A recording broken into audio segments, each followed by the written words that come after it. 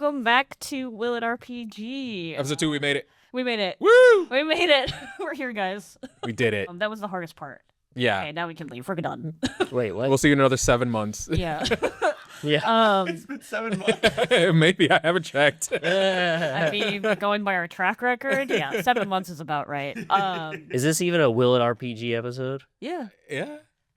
Wow, what a great way to start. Yeah. Just like, where am I? We can make it one. Yeah. Yeah. My name is Tawny, and my co-host Rock is here, but Hello. we're also welcoming back Zach from episode 1. I'm just a regular. Yeah, just a regular. I guess you're a good guy. I guess you're just a regular.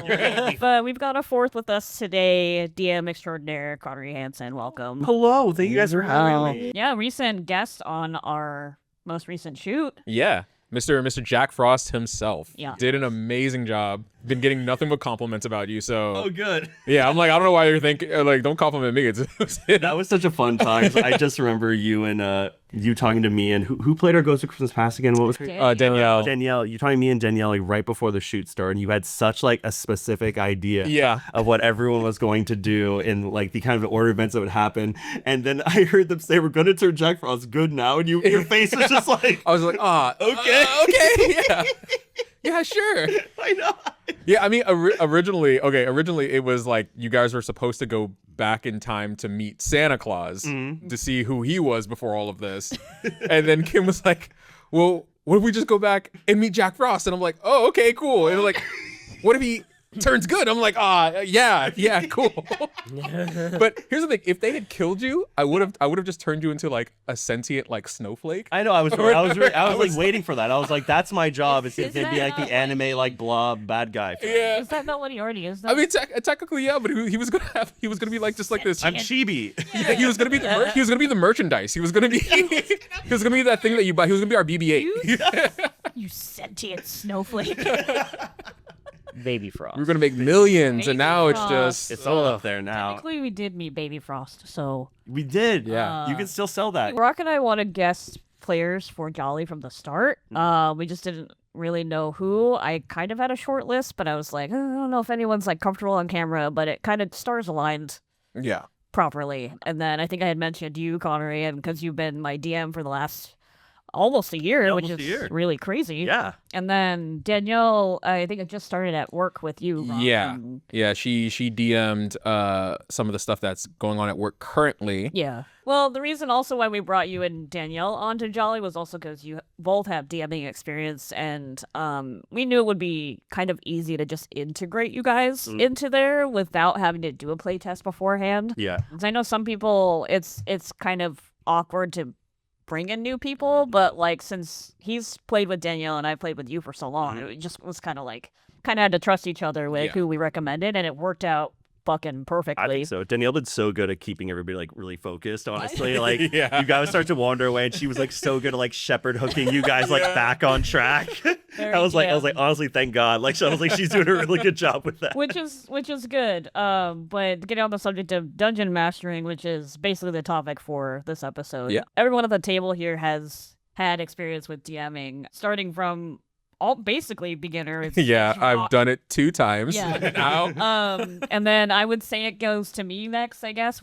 I've mostly done D&D, and then we have Zach, who's done Call of Cthulhu, and then Konnery basically at the top because he's done this for a very long time. It's like probably a decade plus. Yeah, I was wondering actually if you could give us like a brief like where did you get your start DMing and like I got my first time I found it was like 4th edition, like going through a family friend's like pretty much basement closet, and I found his old like 4th edition book, and I was like, he used to play, didn't play so much anymore. okay. It might have been 3.5. Oh my God, I think it was 3.5. God damn. Yeah. There's a And decimal so point. I found the old one, and I was like, oh, this looks so cool. I was obsessed with monsters as a kid. Yeah. Like that was like my entire thing. It still is now. I'm just like, I love that. And I learned that the dungeon master's job is to basically be like the monster manager. And so I was like, manager. yeah, I'm monster manager. Yeah. Me. I'm the MM. Yeah, I'm MM. And so I think that's what really like tickled my fancy first. And I love like reading all the descriptions about them. And then I'd be like a 12-year-old boy and like trying to make my own monsters, and they're all ridiculous and they don't actually work or make sense.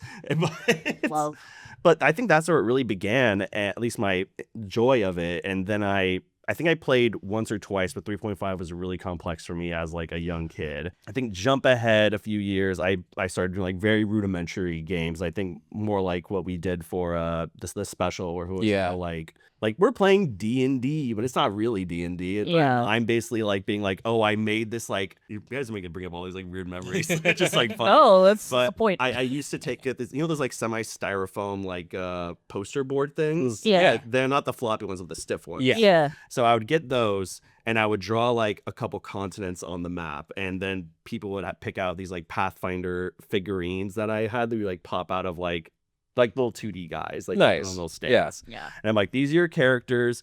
We're gonna roll dice if you're running into monsters, but it was basically a big like free for all like fight where it's like, well, only one man left standing in the end of this. Oh, So it was very much more PvP focused, Yeah. especially in Battle Royale kind of. Battle Royale, Yeah. like early high school. And then me and my friend Joseph started playing Pathfinder in college. And a little bit early, like end of high school, we started playing Pathfinder. And it was a lot of fun. Pathfinder's very complicated. And then, especially the first edition. But, I did it. I made a very overpowered dwarf named Malcolm Silverstash. Okay. He would ride on a giant goat, and he was a pacifist, and so he would just beat people into unconsciousness. And then That still doesn't sound very pacifist to me, but he was like, "I'm a hero." yeah. I thought he was sick. I made like his build, and I'm like so intricate with him, and because my alchemist became a bad guy, which was a big bummer. Oh. Yeah, it was a very dramatic moment. It's probably some of my favorite campaign moments in general. And then I think later on I found D&D 5e. I really, really liked that, and I've DM'd stuff on the internet.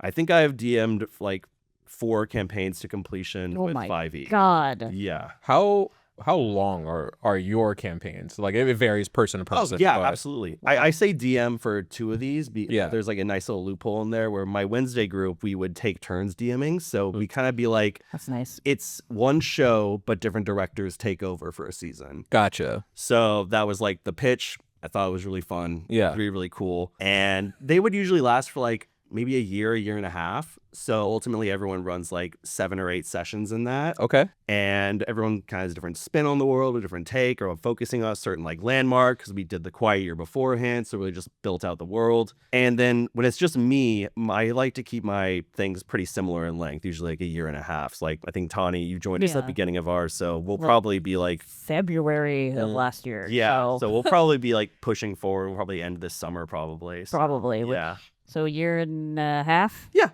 Typically. yeah. I like to keep them that length. I Yeah. think the longer the campaign, I get bored, honestly. Yeah. And then I'm like, oh, I want to try new stories, and that's been like my thing for a little bit now. Where like after probably our Monday game, especially, I'm gonna be a little bit more like, I want to try a new game system really bad to like sink our teeth into or do something new, be it a different fantasy game other than D&D or like a sci-fi one or a spooky horror one. I have lots of choices up there. Yeah. I can see. Our apartment looks the same. There's like a section of books where it's just like, most of them you haven't read or you have like skimmed through, but never really get to play it. Yeah. But yeah, I really also the good thing about Jolly was I knew like you hadn't been playing that much as a player, so it was just nice to like give you a little bit of a break from that. Oh yeah, it was so much fun. I was really glad I got to do that. I kind of cherish the moments where I get to be like be a player and just like be serious or silly. I think I've like my Wednesday game, I got to be a player for a while. That's why I liked those a lot too, where I got to be my undead paladin, and then I got to be my classic elf ranger, who was just kind of a bastard until he wasn't. As far as like for the rest of us, I feel like we've been like DMing pretty recently. I don't know when you started actually DMing, Zach, but You were one of my first players. yeah. Oh yeah. It wasn't just for Call of Cthulhu. Yeah. Oh, okay. Nice. So I don't know, the last 5 or 6 years or something. Yeah. That's what you run into is like my biggest point of like burnout and stuff is like I really want to run my games more like movies, Sure. especially because I lean toward horror more. And if you just run a campaign of horror, you start burning through any of that tension pretty quickly. And then people know the tropes and stuff. So Yeah. it's like you can't keep throwing the same it's not pitch a- over and over. Yeah, Not a mystery anymore. Yeah.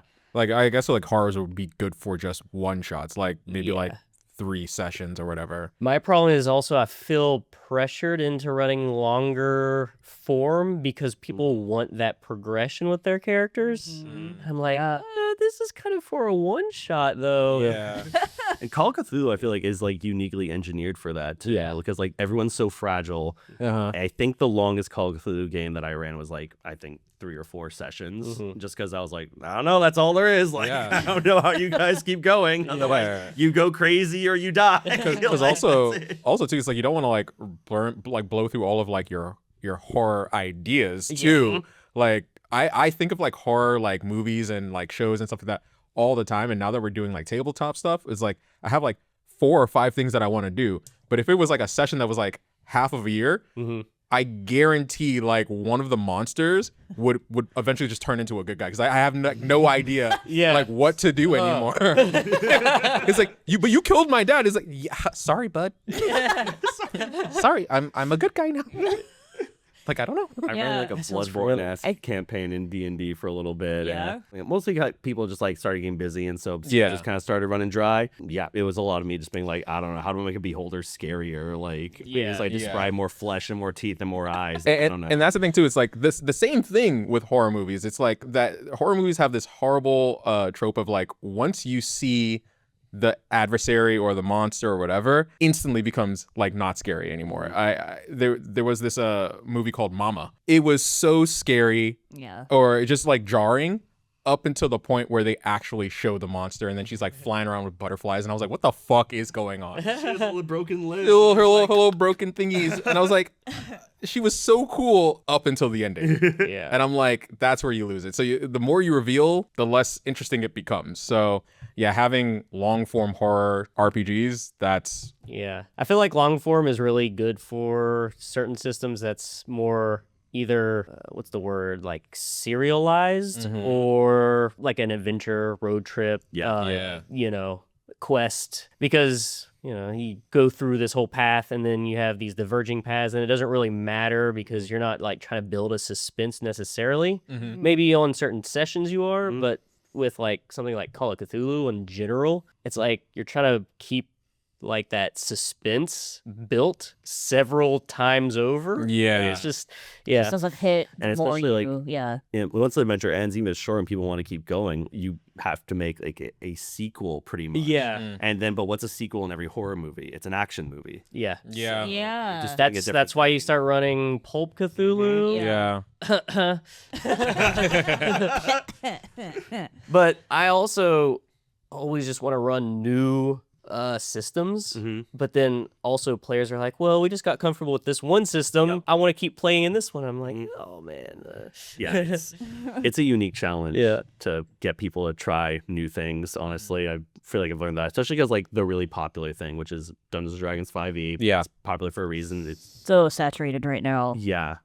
But it's very easy to grasp. It's very like doable. It is in the mainstream. So people like aren't really that afraid of it. So it's very approachable.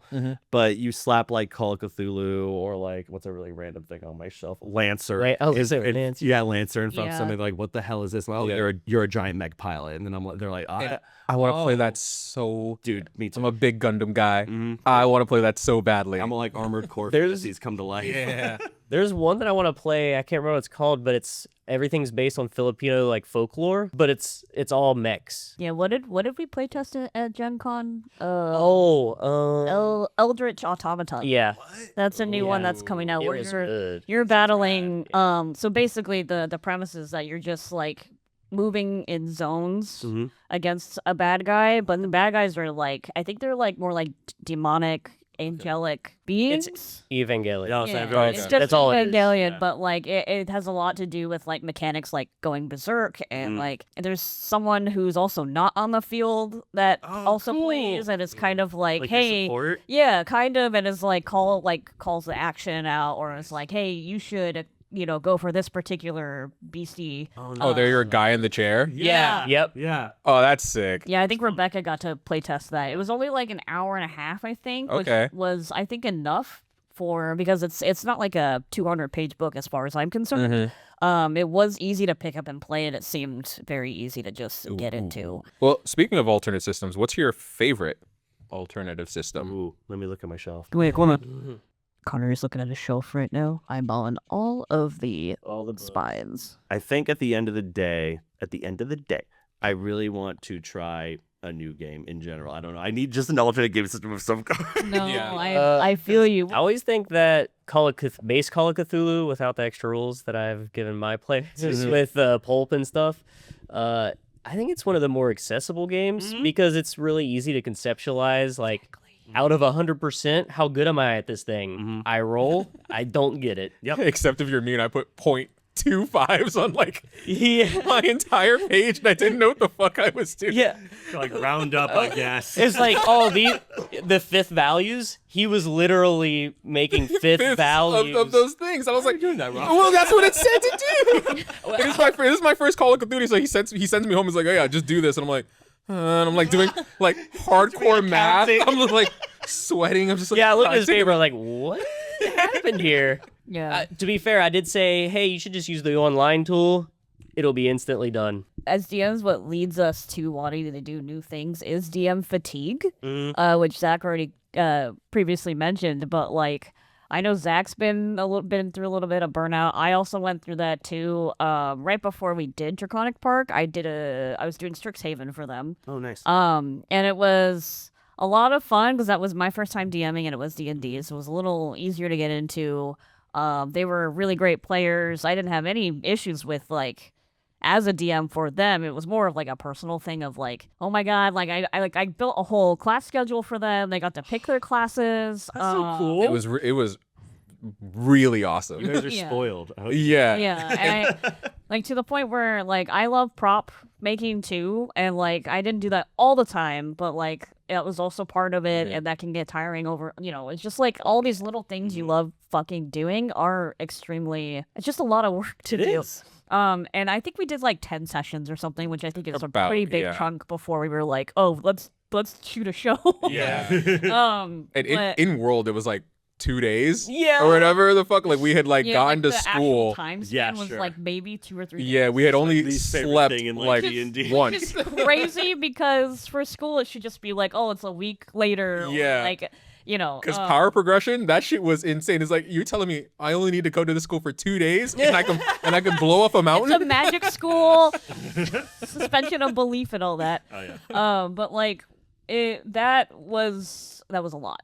And I wish I could do more of it. However, I feel like that was also like experimental. 'Cause, like that was my first time DMing, and like it was a lot, but it was also really fun. It's just like the expectations I feel like need to get higher and higher, even though Yeah. you guys weren't really asking for that. Wasn't That's my problem too. Because Yeah. I'm like sitting there, I'm like, okay, this is a mystery game. I have to really make sure that this puzzle is tight as Yeah. fuck. And Yeah, Yeah. mysteries are like Hard. and then I'm like Fine. also putting together a mystery, and then I'm like, I don't want this clue to just be like a picture I give them that's from the internet. I'm gonna make it. I'm gonna design it in CAD and 3D print it and then paint it. well, for someone who has only DM'd twice, right? And I'm gonna use this as an example. DM card. Yeah. For Tawny Strixhaven, because like when you're talking about like planning and stuff like that, Yeah. as the players, as we were all going, Yeah. like I could see the next arcs like starting to form. So Right. it was one of those things where I was like, I hope that, because like it's like, what do you let go of in your planning process versus what you just let the players God. bring in naturally? Because when we were in Strixhaven, right, we were all doing like our extracurricular activities, and we were trying to figure out like who this shadowy figure was, but in the background certain things were happening, like bullies were starting to happen. I was like, are we gonna get like our tournament arc? Like, is this, are we gonna get our Goblet of Fire like coming up like soon or whatever? And I was like, I don't know if she was like planning that to happen or what, but that's how naturally Goblet of Fire, Tawny. You it just was say yes. it was going. Oh God! To be honest, it's been so long that like honestly, I lost the plot as a DM. No, as I- the DM, you're supposed to say, yeah, it's exactly how it's going to go, and then like, this is the whole. Basically that's what my question is like, what do you let go of in your planning process versus or what you keep versus what you just allow the players to bring into the story itself and then go from there. It's a little bit, and Konnery can probably speak to this too, but like it's a little bit of both. So like, yeah, I'll pre-plan some like plot lines and story beats that you guys need to get to, but like I don't like to railroad players in terms of like this is the only way you gotta go. Like you guys know that there's like you gotta get to a certain place by the end of this session or in the middle of the session. Like that's different, but like having that end goal, I don't really like doing. I think you guys need to determine that. Like I can just give you all the hints and the clues, but like I like kind of putting that responsibility on my players. So like yeah, I can world build and I can have like a Google Doc of all the things I want to happen, but like I'm telling you, like 25% of that planning only gets through in a session. You guys are the 75% that does everything else, because I'm very much rule of cool.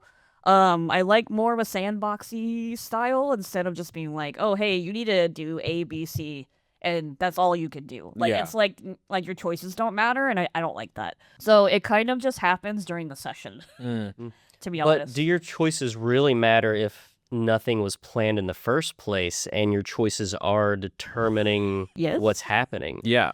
That's choice, yes. Yeah. No. Yeah. Oh no.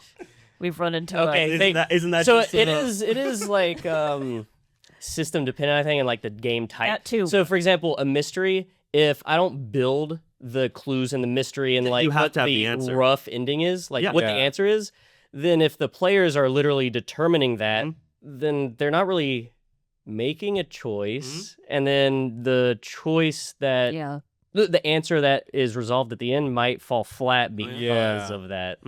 Like another thing is like recently I had like revealed to you guys about something that I am working on, where I was like, you guys are gonna do this thing, and I'm sitting here, I'm like wondering, it's like, oh yeah, should I have even have said that? Well, because you guys can play it in a way where it's like you might just be like, actually no, I think we got everything that we needed to get from this thing, and we don't need to like get to wherever we need to get that's to. the thing. Sometimes your players determine where something ends, and like you yes, as a DM you can be like, actually no, there's more to this, and like you can improv that on the side. Like you can I don't know, I'm sure that's happened to you a lot, Konnery, where it's like, like I just throw out a monster because like this was too short, or there's been times I did. I wanted to capitalize on you being like basically comes off the wheel, or just as you're driving the car, like luggage gets lost. Where exactly that's a really good analogy actually. Where you can build a rough framework and then it just have consequences for whenever the players don't find that answer. Yeah, and it's like a related consequence, as long as it's telegraphed. Absolutely. Yeah. So it does. Yeah, there's ways to do it and it feels good. Yeah. Like I would describe our Monday game as like, it's like semi-open world, like zones almost, because we have like, it's obvious like we have like all these like kind of pivotal locations on a big ass map. Yeah. And every time they go somewhere, like they do a whole bunch of things inside of it, and then we leave that place and we go to the next one that's very wildly different. I think literally this Monday when you guys were like, oh, like where's our bad guy, like Lisette, where's he going next? Yeah. And I was like, he's going to the plague place, because I was like, I have some ideas for that, but ultimately it kind of felt like filler for me, where you guys would just go there and I'd be really bored. Well, we went back to our main city, right? And so that's mainly like the shopping episode and like the restocking and then trying to figure out how to pump up our airship more. Yeah, and we're kind of descending into like kind of the horror arc of the thing, which like going to like the metal and like flesh pit that like we made during the quiet year, where it's horrifying there. It's like it gives way from stone to metal to flesh, so it's like it's horrifying. Classic horror. Classic. Horrifying. Yeah. But yeah, I will say I think I've like literally written out that plague place. So you guys are supposed to like, we know we need to go there. Yeah. Like I don't know. I guess it's kind of off the table now. There's nothing worth doing to go there. And I think it kind of helps just like streamline the story a little bit. Like I'm so excited for your Lich battle story arc thing. Oh my god. Yeah. I'm so scared. Yeah. I've like at first you guys like, we'll go to Lich place. Everyone's freaked out. They're like, no, we're going nowhere Lich? near No. that. Yeah, and then I'm excited for that. I still gotta do Destry's stuff. Oh my like, god, I gotta wrap up his things. Yeah. We tried individual story arcs, and then like Jujubee, Karen, my fiance, her things is coming next. She's a little mouse, so, like the fog. You guys would love Jujubee so much. Yeah, at least I can't. Like, can I do his voice? No, I can't. No, Karen. She's, I don't know, she just kind of talks like, oh my god, go to sleep. His But, like, nose or something like, too nasally. Yeah, it's very cute mouse Gerbean Aw. person. Yeah. But do you guys? She's nailed that into you so much. She's a Gerbean, not a mouse. One thing I was gonna say, based on what you were talking about, Rock. Yes. You're saying something about kind of like what information is available to the players, and also that extends to what information do players reveal to each other. Mm-hmm. That too.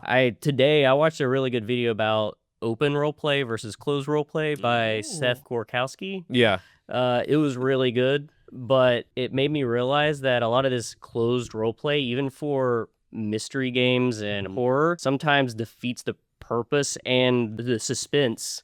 When you're watching a horror movie, you know things that the characters don't, Right. and that's what's keeping you like, oh man, don't go in that room, Right, don't go in that room. Yeah. So it's not necessarily a bad thing to allow players to have some sort of over-the-table knowledge, especially if they want to play it like a movie where, you know, this is still how their characters react to It's the dramatic situation. irony. Yeah, Right. Yeah. especially like, you know, secret things happening with certain characters when all the other players, it's not their turn and it's spotlighted on that character as that secret. Yeah. When there's these like, you know, dramatic ironies happening regarding that backstory, Yeah. all the other players can be in on it like, oh man, that's crazy because he's actually the secret you know, whatever. Yeah, I really prefer the open as opposed to just being like, oh, I'll text this to you, or you two can text each other. Yeah. Because almost like it feels like when it's revealed to the rest of the table, everyone's like, oh, I wish I kind of knew more about that. Yeah, like earlier, yeah. Oh, that sounds cool. Well, I love when players you know, go off or you know, off session to just like bond over something. Yeah. That's like when you facilitate that, that's like one of the best things about DMing, because you set that up. It's a really good feeling. But Rock, for you, Yeah. since you've DM'd twice now, Uh-huh. You got your guild cards. Yeah, I got it. I'm part of the club. well, I mean, in my you jacket. already kind of mentioned it about like how it was supposed to be Santa that we were supposed Right. to go back in time. Like, Yeah. did that freak you out in the moment, or was it just like? No, because it was one of those things where I was like, all right, if we are going back in time anyways, if we're gonna go back in time anyways, and if it is Jack Frost, that will give him more agency, because like I said, he was just going to become like just like their little mascot at the end of it, because we only had like 30 minutes left technically, and that you know, extended out a little bit longer, but like his part was done. Like the whole factory section, that was his thing. I think we fell in love with you at the table. Yeah. He has to stay on screen. Yeah, I mean he was, and that's why that's why I planned it anyways. It was like, you know, you're gonna be like a little guy, but it was cool because now whatever I decide to do for the next time, like Jolly 2 or whatever, Yeah. it will either involve what I just said, Yeah. or it won't, and then we get to do it some other time again. So it's just like having that in my back pocket, because like I want you guys to know what a young Santa was. Yeah. But if we never get to it because of circumstance, that is just because he's technically dead. Like we have time ghosts like on our side now or whatever. Like time ghosts exist in the world, so it's like we can get to this whenever. There's no rush. Chaotic. But yeah, that's why I introduced so it. much about this, because like as soon as he injected time travel, he's like, oh yeah, you know, she's gonna get time travel. Yeah. I was like, okay, Like literally whenever she wants, because that's just who Danielle is. So But also just like, it's just, you are a true sandbox where it's like, whatever goes, and it's, well, because I awesome. was kind of freaking out like beforehand. well, yeah. of course, Because it was again, it's like, you know, my first time Second DMing. time. Second time DMing altogether. First time on camera. I did have a question for you, because it's like as a newer DM, and this is something that I think contributes to like my burnout, is not knowing when to yell cut. You know what I mean? Oh, yeah. So if you didn't have the time constraint of the episode, would you found another way to reroute and like allow more time for that to develop? So here's the deal though, because I put you guys on like a semi like rail. Like there were like open world like opportunities. Like literally when you guys got into the tundra, Yeah. that was it. Like I was like, you guys can go pretty much And anywhere. That's the North Pole. Yeah, it's like wherever you wanna you decide to go. I just know that eventually you guys were going to run into the Snowman tribe, but I didn't know where it was going to be. Yeah. And then the Frosty Castle that was completely off the top of my. It was like whatever. So you guys got to Santa's castle for the final battle right when I needed you guys to. The only time restraint I had was that the Santa battle was supposed to be longer. That's it. Yeah. Everything after that, or anything before that, like it happened as planned, I guess pretty much. what I mean or is like plan quotations. What I mean is like the characters chose to go back in time to pursue another target, which is essentially a side quest. Yeah. Without the constraints of the episode, I could see that becoming its own episode. Yes. And then coming back So to what you originally wanted So to... so I understand what you're saying. Yeah. Frosty's Castle, that was going to be its own like thing. You guys were going to do a quest for him. Yeah. The Jack Frost snow cone factory, that was going to be its own thing. Traveling back in time was going to be another thing. Yeah. Where I kind of tease Krampus, Yeah. and then you guys would come back, fight Santa. Yeah, and a then 5-episode miniseries. But that's how I think of like pretty much anything is like either a show or a movie series. I'm very bad at just like having one thing and then that be it. Like I think I told you it was like I liked Zach's Kids on Bikes, like our world that we created so much.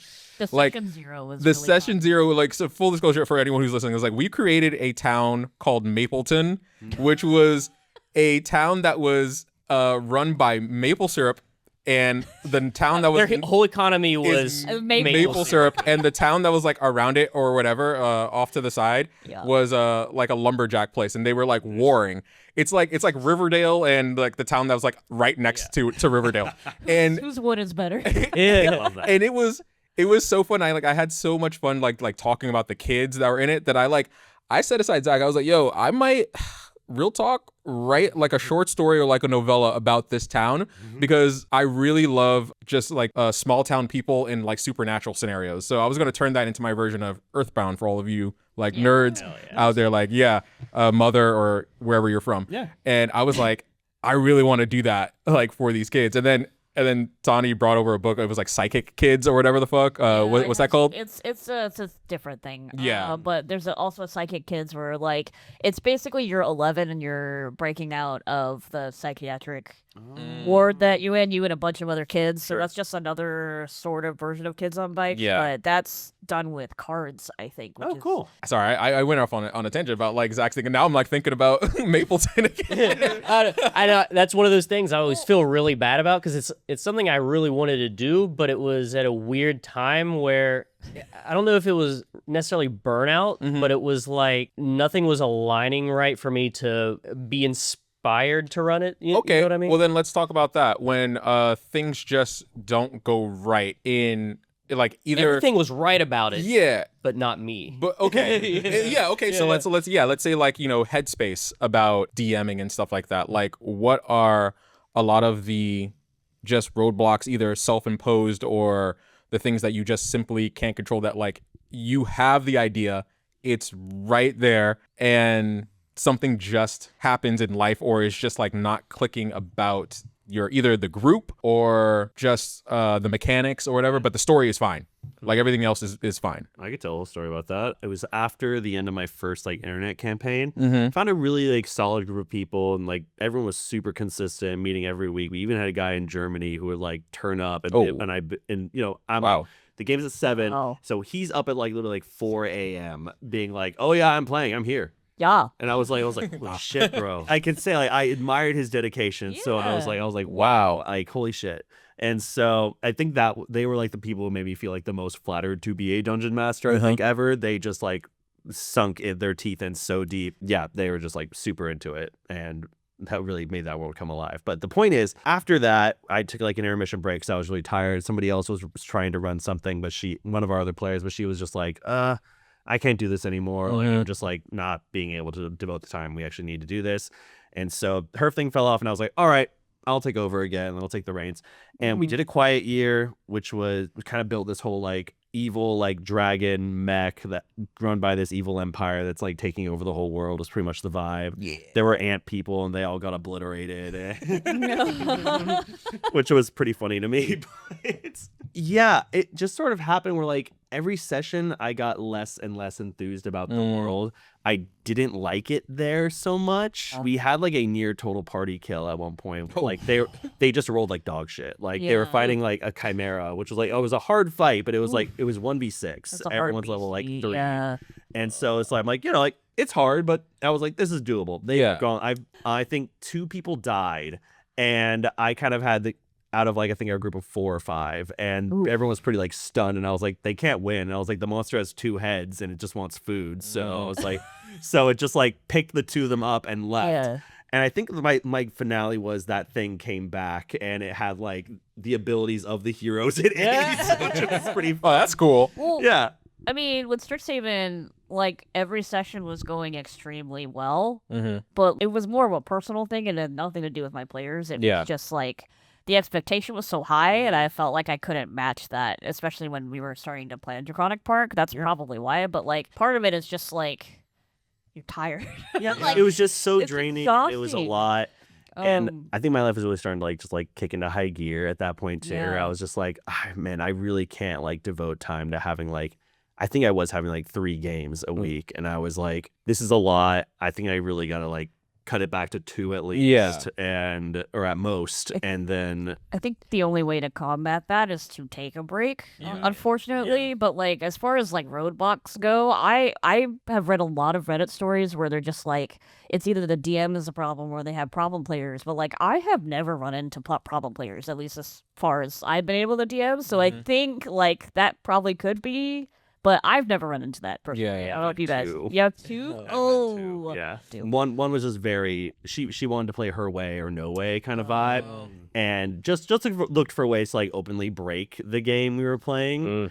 And so that kind of bugged me a lot, where I was like, if you're just looking to say fuck you to me, like I really understand. Then you've got issues outside of playing too that you're bringing to the table. Yeah. And she like wanted to have a romance with another player, but like it was just the other player was just consistently mean to her.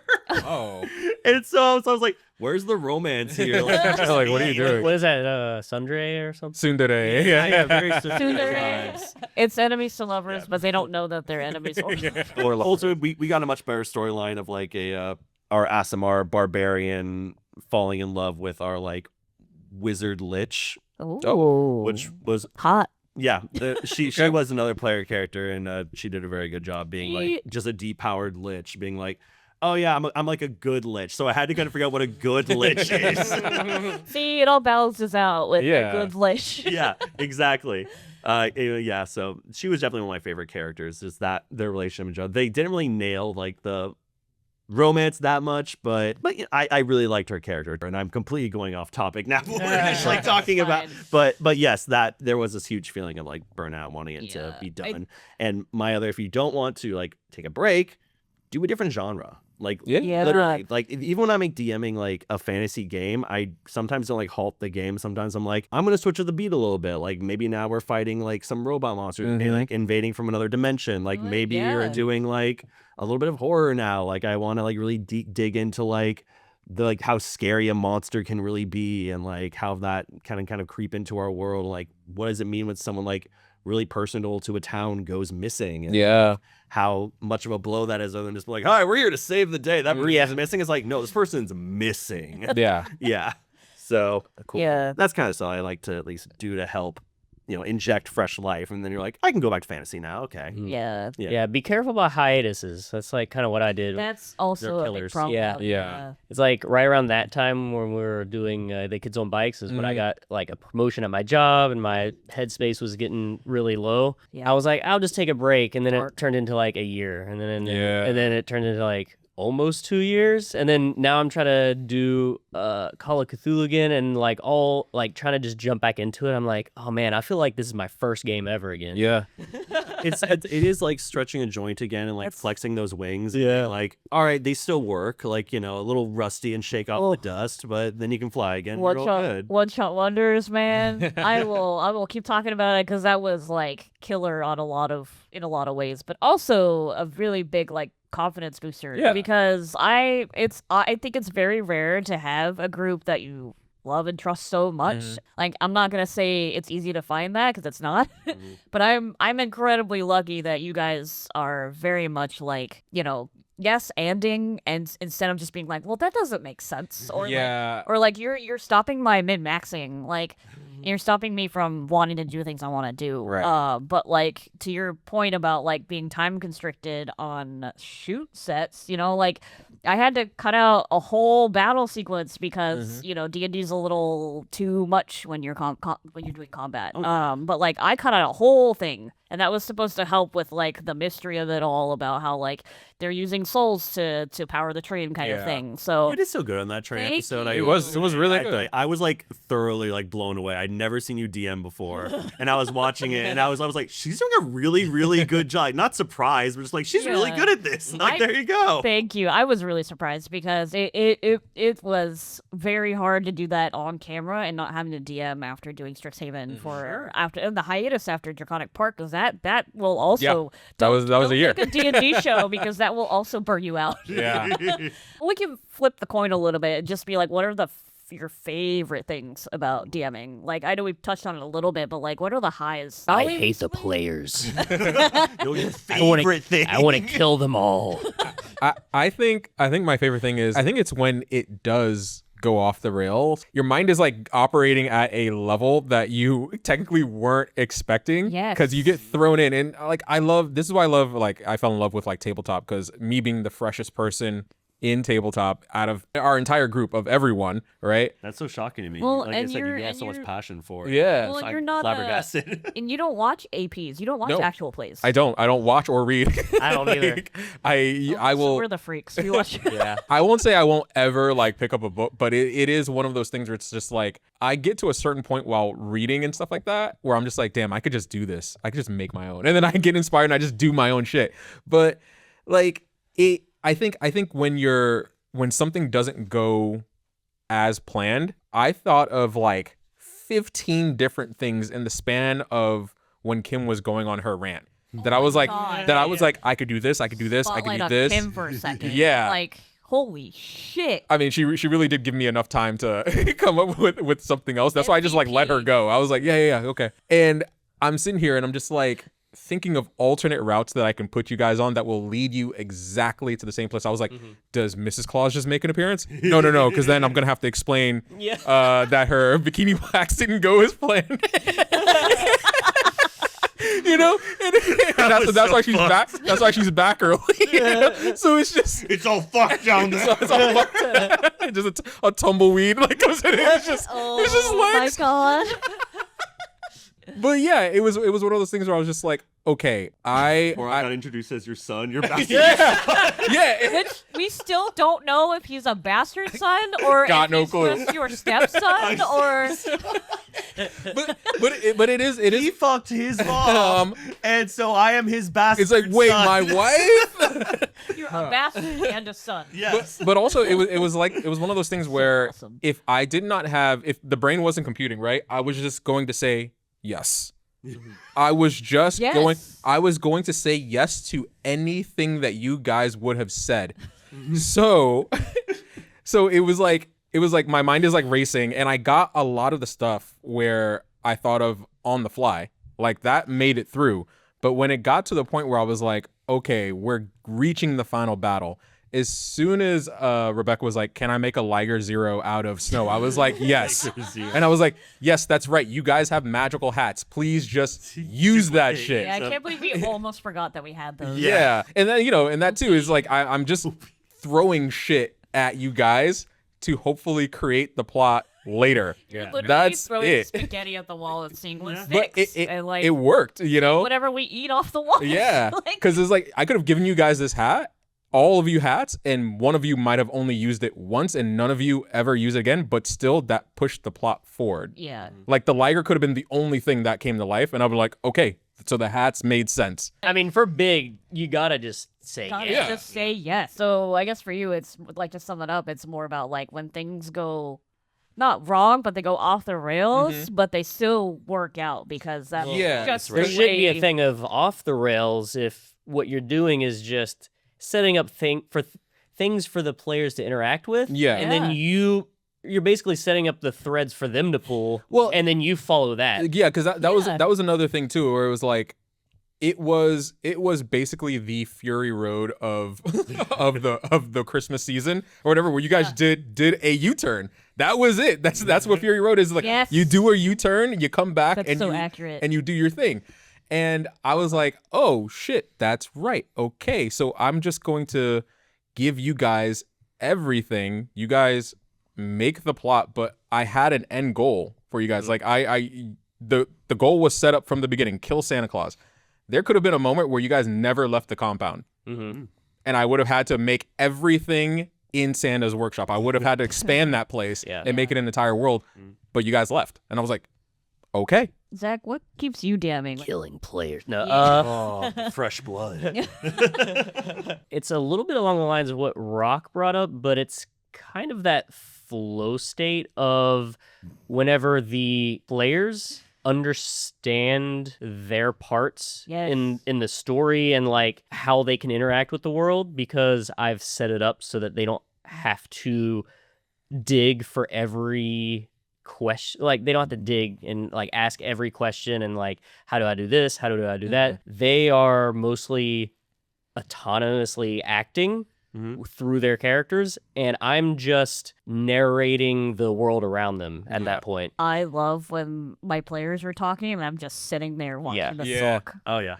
Like, that's, like, one of the bigger things. Like, when you get to that flow state where it's like, oh, they've kind of figured things out, but, like, they're working together and, like... Yeah. That's the ultimate thing of the world works, because Yeah. they're able to, like, talk about and bring things up in world and then talk about that to each other. And you can just sit there and be like, it all works. Yeah. Like, the machine works. It's like those rare moments where you understand your own story just as well as they understand where they are in the story, so they can just do it. Yeah. Well, there was another thing I was worried about with one-shot wonders is because it is a one-shot. And I think we're so used to, like, enveloping ourselves into our characters. They have a story arc and, like, they have goals and, like, wants and needs. But with the one-shot, it's like, oh, I'm just creating these characters just literally for one day, and then I will probably never pick them up again. Yeah. But what's funny about one-shot wonders is that it's, like, the most unlikely group of people, and yet you guys somehow made it work. And that's when I knew at some point, I think it was like 30 minutes in, when I finally got comfortable at the seat where it was like, okay, this is working out. Yeah. And just getting to that flow state, I think is such a big tell of like, it's working. I mean, it became like a story within itself of just like, it felt like a British comedy at a point where it was just like three bad guys and the cop who loves these bad guys so much, but he doesn't understand that they're bad guys. Or that the bad guys want to be bad guys. Yeah. They're so bad at and it. they keep It's getting very their Pink Panther. Yeah. Like they're so bad at their job that they become heroes. Like it was so good. I was like, cool. Yeah, it was like a group of really like hardcore people, and then like you were like this silly cop. An owl, no less. And an actual, not a magic owl, just an actual owl. You guys have like favorite moments from being a DM, like favorite specific moments of. I want to hear yours though, Tony. What makes you Okay, so DMing? like, I mean, there's some good Strixhaven ones, but because they made like a sentient. I think Zach, your barbarian had wild magic, and they made like a sentient. So it's a college campus, right? There's Marvel everywhere. There was this marble like jar thing, like It's like a planter. yeah, Planter for. and it's huge because it's college campus and they've got alumni donating money, right? His wild magic set off this jar to become a sentient being. Good. And they just used him like all like they just put shit. I think they put ramen in him at one point. Yeah. And it was just really funny when that moment was just like, oh my god, like I'm alive. I'm feeling things. Yeah, I don't even know what you guys named him, but it was very cute. It was around the time, or like when we had him. I remember we did a school festival. Yeah. And he was there, and I think the school festival was like one of the last. It either was the last session because we went into a cave and like fought like a mass figure or whatever. So that might have been the last session that we ever I did. think you guys went to a fake Candlekeep. Yeah. Oh. We're at Candlekeep. Right. Candle. Oh yes, I do remember that. Yeah, but it was one of the Yeah, the you went last to like ones. a cool festival that I actually took a Ren Fair map and then just reworked it into yeah. But they carried him around and he was just like walking around. They were just putting shit in him. He was just sliding around like. Yeah, it was pretty great. And another one is the owl versus mouse moment Oh yeah. in One Shot Wonders because I had so many things running through my head that I was like, I'm just gonna make a cute little Gerbine mouse waitress. And then you were like, oh, is she a mouse? Yeah, I was like, And oh, then everyone collectively, and there's a clip of this, everyone's eyes went wide and just started laughing. And, it took a second for me to compute. And then I was like, oh, wait, I did that. Powder bones. It's like, we eat you guys, That was pretty great because it also was a callback later when Rebecca was like, we're not sacrificing the mouse. And like the mouse overheard it. It was just like the funniest fucking thing to have her come back. And she's like terrified. You guys have favorite moments from DMing? Yeah. Yeah. Oh, Zach, you go next. I mean, we've already talked about the jizz. I was gonna say that is probably one of my favorite ones. Yeah. We can talk about it again if you want. Shout out to our last episode. Yeah. If you want to go check it out, you can hear about the alien jizz. Yeah. So, but Sticky. one Or- of my Maybe it's cold. I don't know. it's been there a while, so it's Glittery? probably cold. It's room temperature. Molten alien. Because that's how I like my alien god jizz. Room temperature. So, Oh, God. I think my number one favorite moment was in Call of Cthulhu. There was this whole year-long build-up. All these sessions were kind of just parts of pre-written material. That either the players would fail and it would cause consequences that would lead into the other pre-written material, or while they were in that moment, it would give me an idea for my own session that I would just Throw in there. throw in there. Yeah. Basically, my wife had Do it. found us what I knew she my was wife. sitting there, she was like, I want to do it. He had to hold it in. She had found a spell that she was not supposed to cast yet. Yeah. But it's one of those things where all the advice for DMs says, unless you're ready for your players to use it, don't give it to them. And I was like, Yeah, because they're I want them to use it. If it's good or bad, it doesn't matter. It'll break their brain if they use it wrong. Yeah, Yeah. which it Yeah. did. It kind of did. consequences. So she was running from a guy that had his brain taken over or whatever. He was Classic. he was insane coming at her, and she was like, "Oh, I have this spell that I've been studying, but I don't know what it does, so I'm just gonna say it out loud." Yeah. It's very Call of Cthulhu, honestly. Yeah. Yeah. She rolled a critical success. Ooh. So she was able to get it perfect. So it basically just in a giant sphere around her in like 80 feet, everything within those 80 feet got transported to the dream realms, Oh my god. including her. So she was gone out of the... Literally gone. So for the finale of this arc, what happens is all the players, they wake up in an insane asylum and they're like, what am I doing here? My wife's one of the players again, but she rolled up a new character. Beforehand, I tell everybody, whatever Rebecca says, she still is her old player. Or her old character. She looks like her. She sounds like her. Acts like her. But in she her is. brain, she's different. Yeah. Messed up. Rebecca was playing Edward.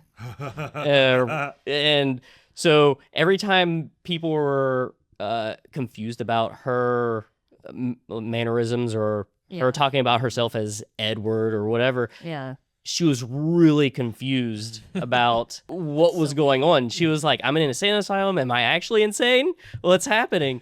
Until it was revealed that because of Dreamland stuff, what happens was her soul, in a sense, got swapped with a dreamer, Oh. and the dreamer's soul was in her original I character's body. Interesting. My favorite part of DMing Jolly was the fact that Tinkle, the elf that like guided you guys, Naked Tinkle. Naked Tinkle, he did not exist like prior to the meeting happening. It was to a point where it was like you guys were in Borch's bar, and I was like, oh yeah, we kind of need like another person to be a bit more gung-ho about like killing Sansa. Yeah. So I was like, okay, let me just have this shadowy figure like more out of the shadows and be like the deep throat of the crew, and be like, hey, everyone else kind of wants to kill Santa too.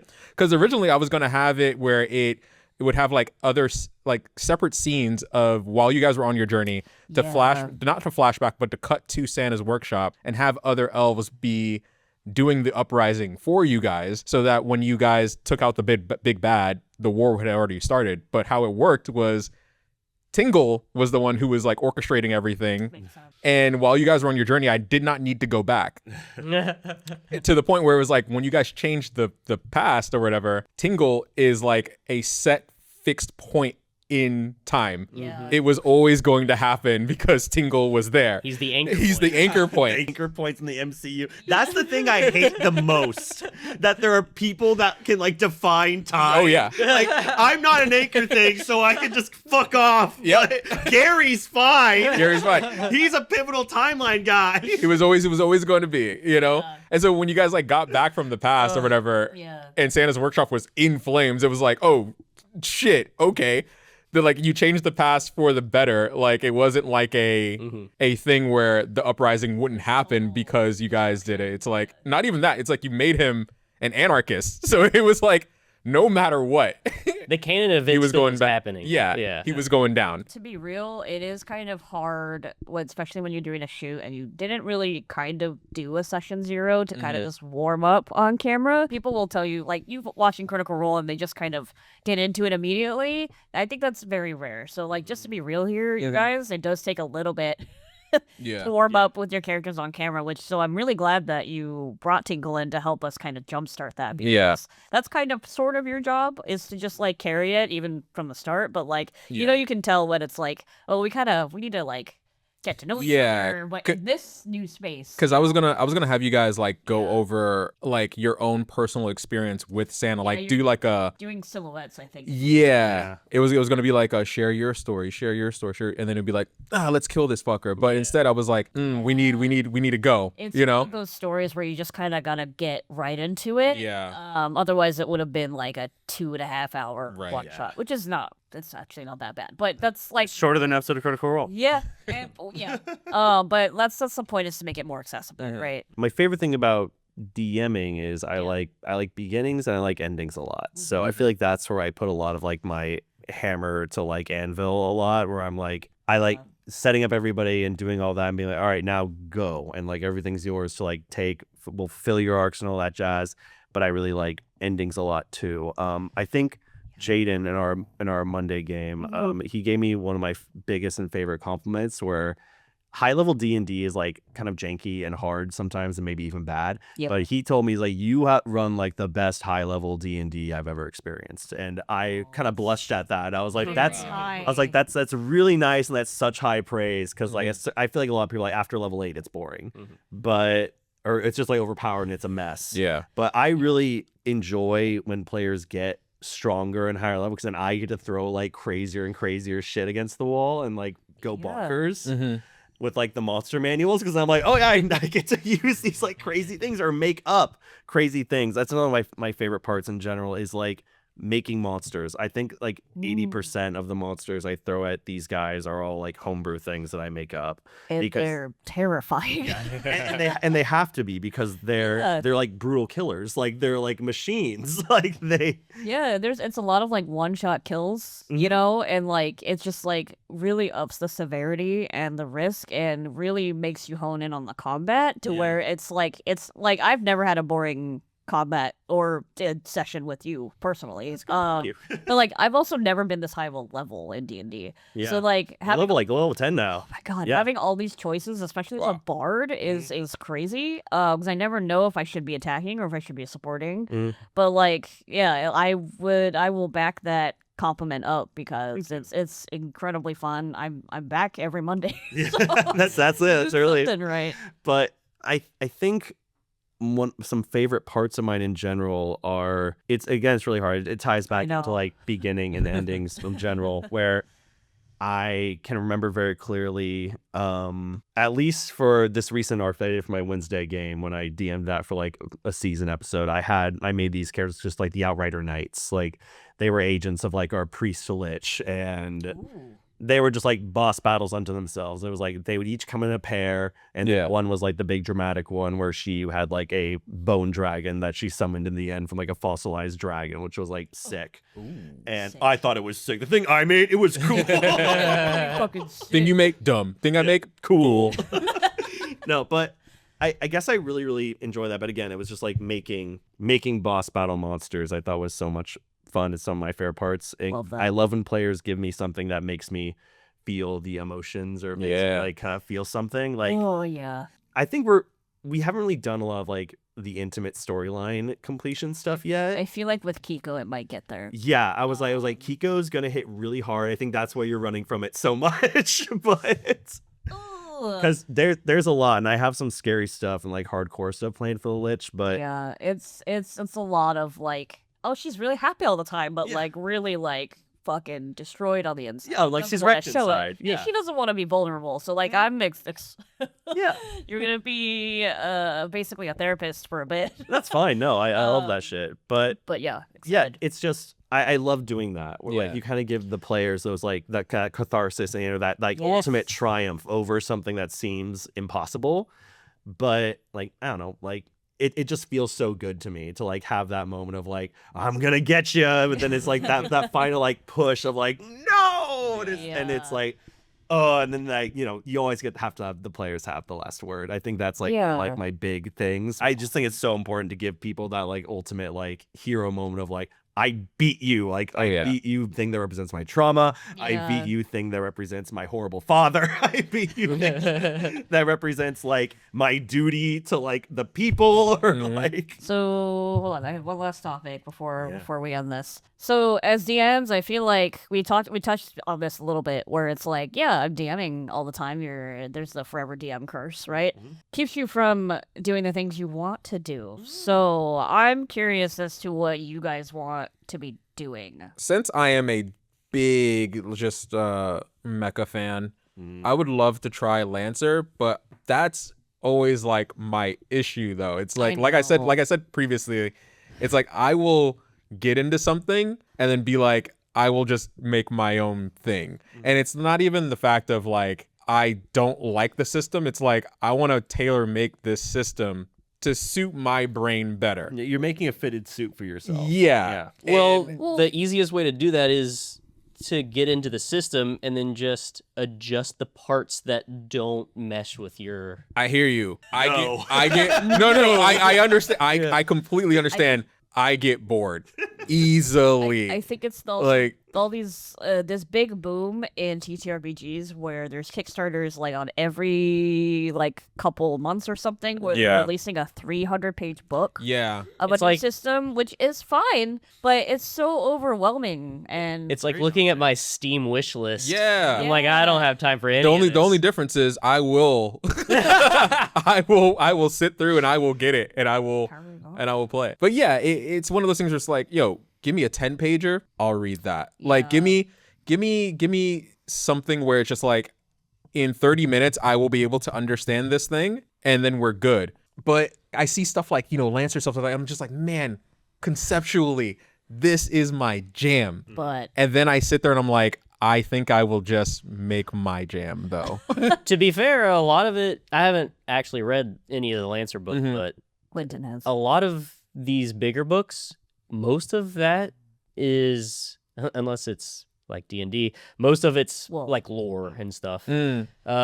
which I'm Not all of them are Or dude. super verbose, you know? Yeah. But one thing that is really cool, though, is when you actually open yourself up to like looking at how the mechanics affect storytelling. Mm-hmm. For systems that are good, there's certain systems that the mechanics are just like math for people to do while they're role playing. Yeah. But there are French. plenty of mechanics that feed directly into like informing the role play, Okay. which I love. Yeah.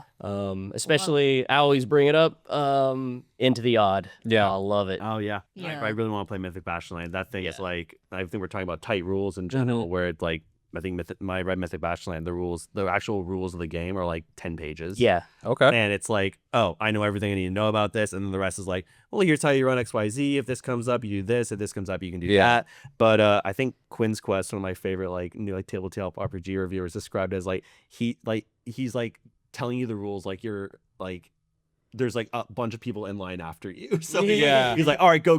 So I'm not gonna take credit. I thought that was such a great analogy for like what the book is like doing with you, because it is kind of like go, play the game, just play the game. Yeah. All right. Yeah. That's what I love about all of those. Yeah, well, I think to get back to what Rock was talking about, I think the more the indie RPGs are more specifically your jam. All are. I think we all wanted to get more indie RPGs, but the point of those is to pick up and play and to just get right into the gameplay. And like storytelling is very important. And I know it's important for certain DMs. Yeah. But like I feel like you can always make that.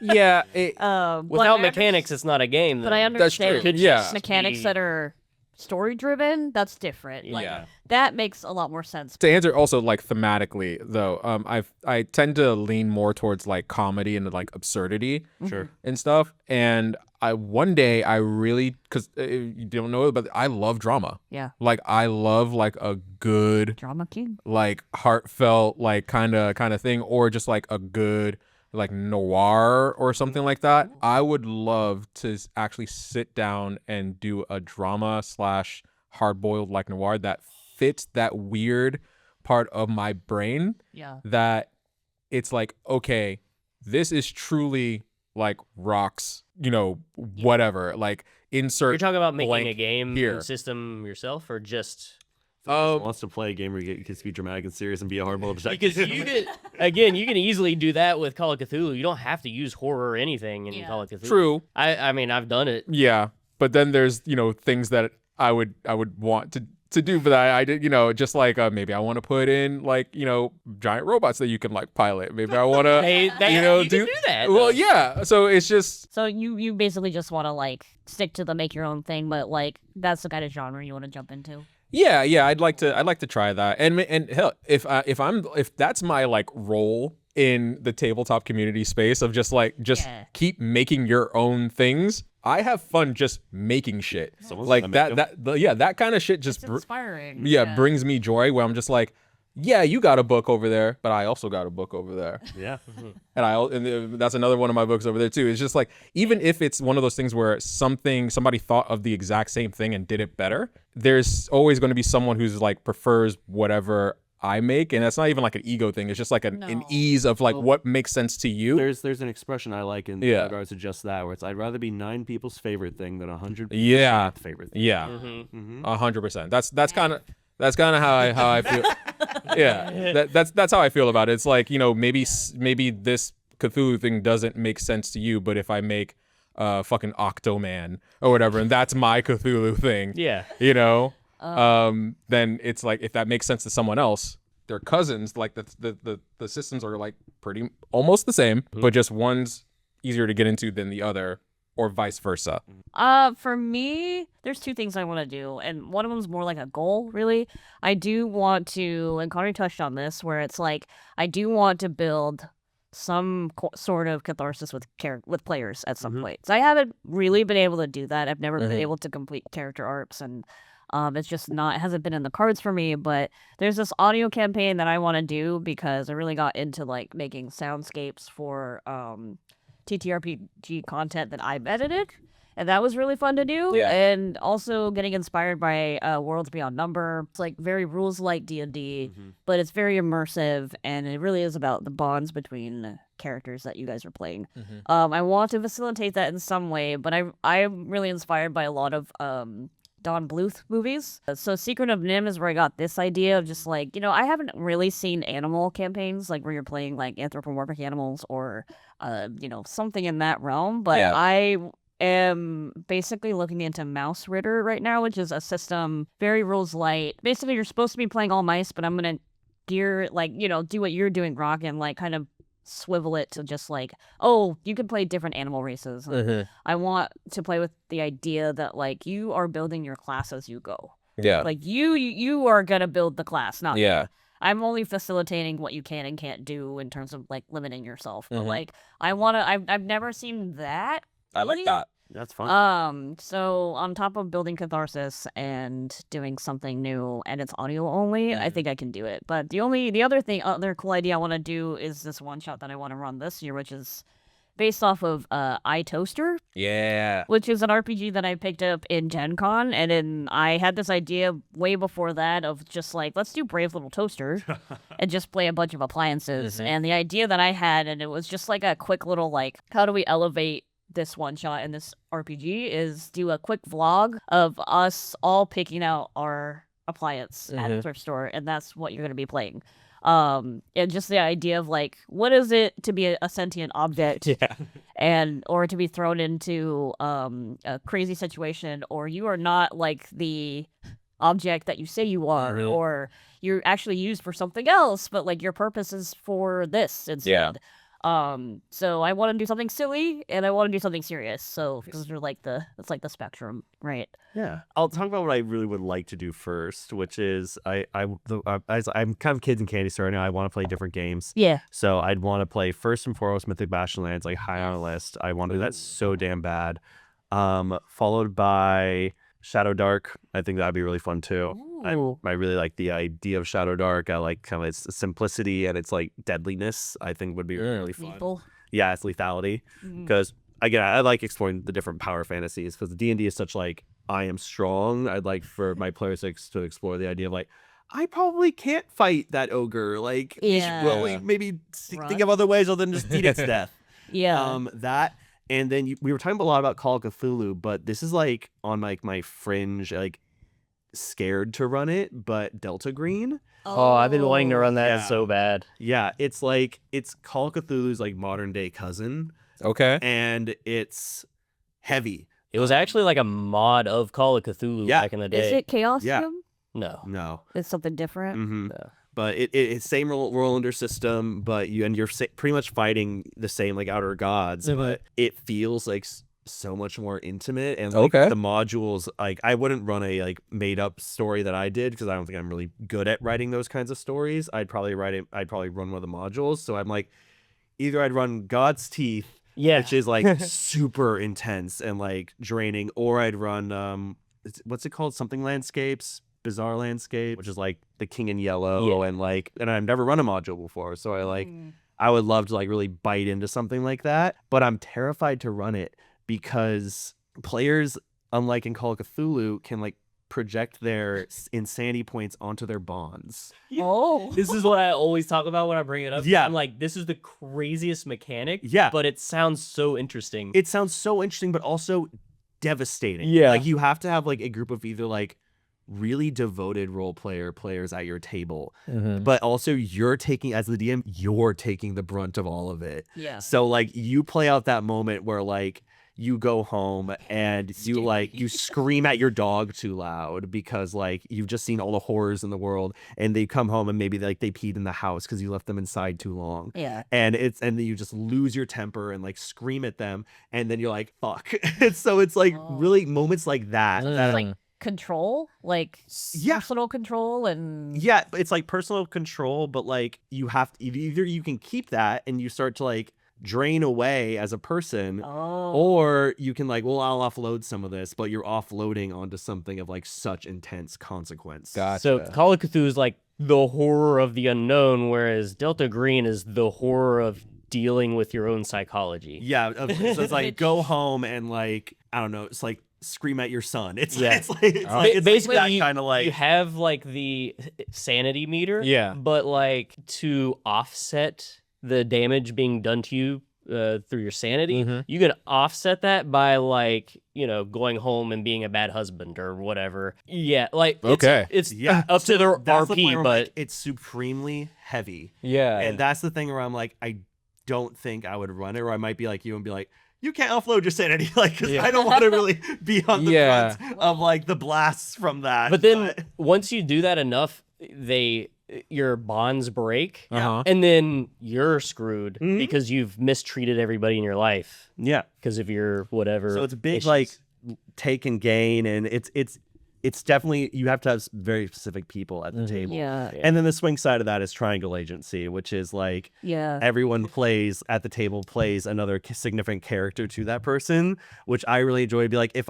my character is like, oh, I am like, I work at Delta Green and I've like, like I go home every day and like you're my gardener, and every single day you like cut off all my rose heads, and like you play that gardener and you like either don't like me very much and so you're like bent on like making my garden a mess, or that I don't understand how pruning works and so you're just literally doing your job.